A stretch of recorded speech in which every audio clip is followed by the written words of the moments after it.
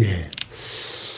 자, 다윗이 하나님이 함께 하심으로 어디로 가든지 이기게 하시고 주변의 모든 대적들을 물리치고 블레셋도 또 모압도 저 북쪽의 아람도 이스라엘의 그 철천지 원수들을 다 쳐서 이기고 승승장구하다가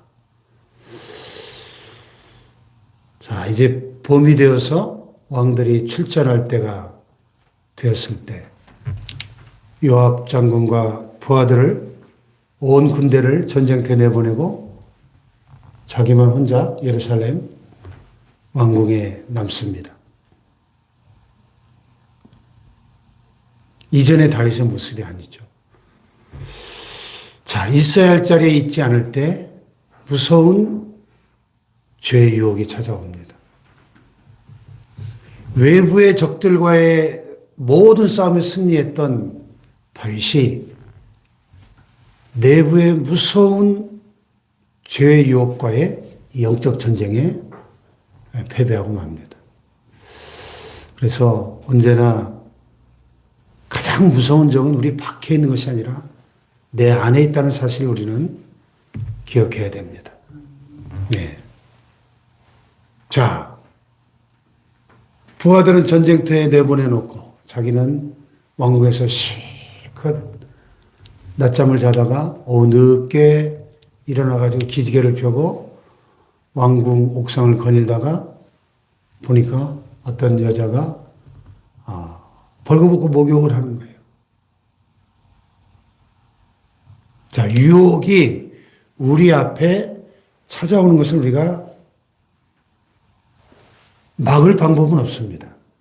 그러나 그 찾아온 유혹을 내가 받아들이느냐, 거부하느냐는 나 자신에게 달려있는 거죠.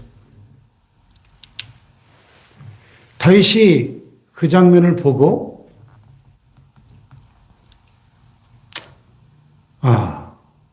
돌아섰어야 하는데 요셉처럼 그 여인이 누군지 알아보게 하고 또 부하를 보내서 그 여인을 데려오게 하고 또 동침하고 그러고 나서 그 여자가 임신을 하니까 그 사실을 은폐하기 위해서 그의 남편 우리아를 전쟁터에 나간 우리아를 소환해가지고 전쟁하느라 수고했다. 집에 가서 좀 푹 쉬었다 와라. 자기와 동침해서 임신한 사실을 숨기기 위해서. 그런데 우리아는 너무나 충성된 신하였기 때문에 지금 이 전쟁 와중에 지금 동료들이 다 전쟁터에서 목숨을 걸고 싸우는데 내가 어떻게 나만 집에 가서 편히 쉴 수 있는가 하고 왕궁 문 앞에 있는 그 군인들의 임시 막사에서 부하들과 함께 잡니다. 다윗의 1차 은폐 시도가 실패로 돌아갔죠. 그랬더니 다시 불러다가 실컷 먹이고 술도 주고 술 취하게 해서 다시 집으로 가라 했어요. 그런데 이번에 또 그가 집으로 가지 않고 부하들과 함께 막사에서 잡니다. 그러자 이제 다윗이 그를 다시 전쟁터로 내보내고 오늘 여기 보니까 편지를 써가지고 우리아의 손에 들려서 요압에게 보냅니다. 자, 근데 그 편지의 내용이 뭐예요? 15절에 보니까 너희가 우리아를 맹렬한 싸움에 앞세워두고 너희는 뒤로 물러가서 그로 맞아 죽게 하라.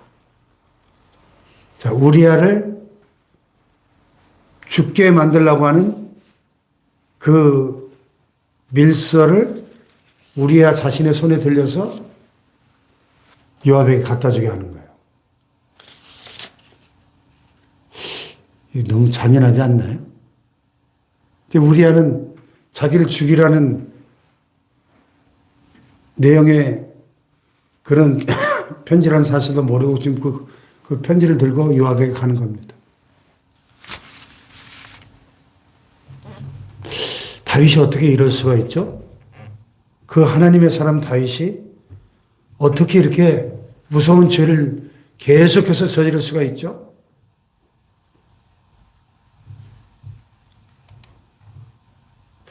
그래서 그 편지가 요압에게 전달되고 요압은 왕의 명령대로 전쟁터에 가장 싸움이 맹렬한 최전방에 우리아를 앞장 세워서 보내니까 다윗의 부하 중 몇 사람이 엎드러지고 햇사람 우리아도 죽으니라.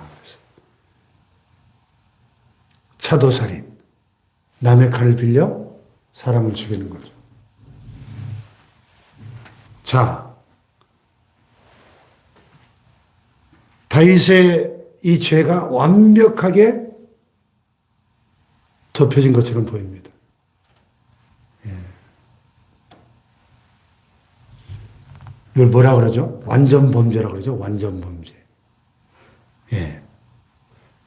손 안 대고 코 풀었어요. 다윗이 뭐 자기 칼로 우리아를 죽인 게 아니잖아요. 예. 암몬 사람의 칼에 맞아 죽게 우리아를 죽여버립니다. 자, 그랬더니 그 소식을 듣고 다윗이 뭐라 그래요? 야, 너는 요압에게 이같이 말하기를 이 일로 걱정하지 말라. 칼은 이 사람이나 저 사람이나 삼키느니라. 그 성을 향하여 더욱 힘써 싸워 함락시키라 하여 너는 그를 담대하게 하라. 야, 좀 태연하게, 그럴 수도 있지. 전쟁터에서 뭐, 죽는 것은, 예. 한 번 실수는 병가지 상사 아닌가? 칼은 이 사람이나 저 사람이나 삼키느니라. 그래서 태연하게 반응을 합니다. 그리고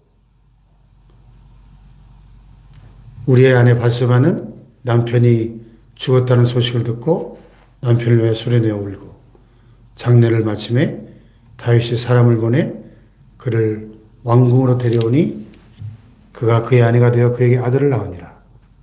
자, 우리아는 죽었고 장례를 마치고 과부가 된 바세바를 다윗이 데려다가 정식으로 자기의 후궁을 삼고 자신과의 사이에서 임신한 그 아들을 낳습니다. 자, 다른 사람들이 볼 때는 다윗이 참 너그러운 왕이구나. 전쟁터에서 전사한 부하의 아내를, 과부가 된 불쌍한 아내를 후궁으로 맞아주고 다윗의 이 죄가 완벽하게 은폐된 것처럼 보였습니다. 근데 중요한 것은 오늘 보면 맨 끝에 성경은 뭐라고 지적을 합니까? 다윗이 행한 그 일이 여호와 보시기에 악하였더라. 이렇게 은밀하게 아무도 모르게 자신의 최고 권력을 이용해서 간음죄를 저지르고 그 죄를 은폐하기 위해서 우리아를 죽여버린 살인죄까지 저지른 이 모든 과정을 몇몇 요압 장군과 그 밑에 심부름시켰던 전령 몇 사람만이 알고 있는 이 극비의 사실들을 여호와께서 다 지켜보고 계셨다는 사실입니다. 아멘. 오늘 말씀의 제목을 보니까 모든 죄악을 보고 계신 하나님의 시선. 모든 죄악을 보고 계신 하나님의 시선. 아멘. 하나님은 우리 인간들의 모든 죄악을 보고 계십니다. 사람의 눈은 피할 수 있어도 하나님의 시선은 누구도 피할 수가 없는 것이죠. 할렐루야. 그러므로 여러분, 고람되어 하나님 앞에서, 하나님의 면전에서의 신앙, 하나님 앞에서의 신앙이 중요한 것입니다. 아멘. 요셉이 보디발의 아내가 유혹할 때 거부하면서 뭐라 그랬죠? 내가 어찌 이 큰 악을 행하여 여호와께 득죄하리까? 그랬죠. 아무도 몰라. 너와 날 둘밖에 없어. 예. 사람의 눈은 피할 수 있어도 하나님이 다 보고 계신다는 것입니다. 포함되어 하나님 앞에서의 신앙이 요셉에게 있었습니다. 할렐루야.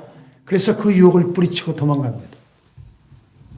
자, 다윗이 영적인 나태함과 자만과 영적 방심에 빠지니까 거람되어 신앙을 잃어버린 거죠. 내가 어찌 이 큰 악을 행하여 여호와께 득죄하리이까? 이 요셉의 신앙이 다윗에게서 실종되어 버리니까 그 위대한 하나님의 사람 다윗이 이 죄의 유혹 앞에 눈이 멀고 죄의 유혹 앞에 그래서 무릎을 꿇고 그 죄가 점점 발전해서 더 무섭고 큰 죄로 다윗을 넘어뜨립니다. 여러분, 죄가 이렇게 무서운 것입니다. 죄의 유혹은 무서운 것이죠.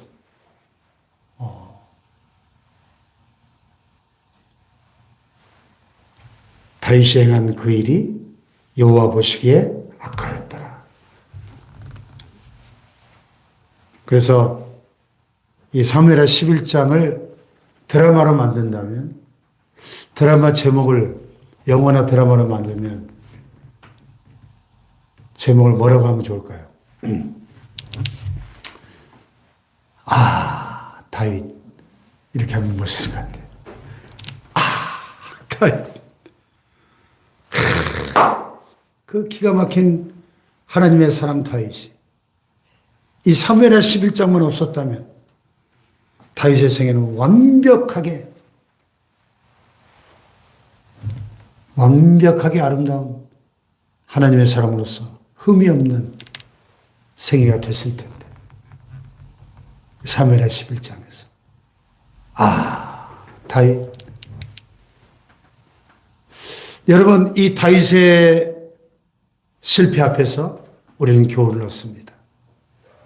저나 여러분도 언제라도 깨어있지 못한다면, 말씀과 기도로 깨어있지 못하고 성령으로 충만하지 못한다면 얼마든지 이러한 죄의 함정에 빠질 수 있다는 사실을 기억하고 근신하여 깨어 기도하여 승리하시기를 주님의 이름으로 축복합니다.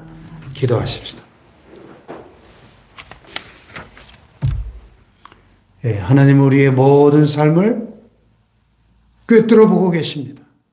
모든 것을 다 알고 계십니다.